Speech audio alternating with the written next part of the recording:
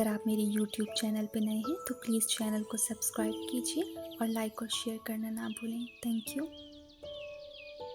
ये मेरी तहरीर की हुई एक नज़्म है जिसका उन्वान है मासूम लड़की।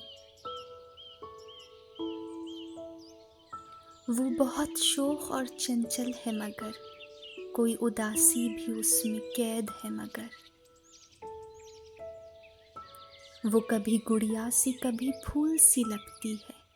कोई जख्म कोई कांटा भी लगा है सीने में मगर कितनी मासूमियत से वो बात करती है शरीर दुखों से उसका दिल भरा हुआ है मगर झील सी गहरी आंखों से किसे ढूंढती है इधर उधर बहुत से हैं साथी रहती है वो तन्हा मगर। मेरी दूसरी नज़्म का उन्वान है तुम्हारी मुंतज़िर हूँ आज भी। तुम्हारी सभी बातें जो मुझे अज़बर हैं आज भी बीते दिनों की यादें दिल में आबाद हैं आज भी।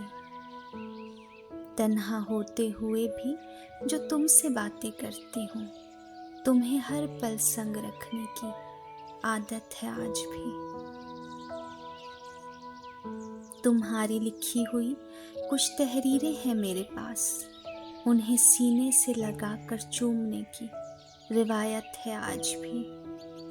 नहीं है कोई तरीका तुमको एक नज़र देखने का दिल में तुम्हारी सूरत बंद आंखों से देखती हूँ आज भी आंख खुलते ही तुम्हारी याद आती है।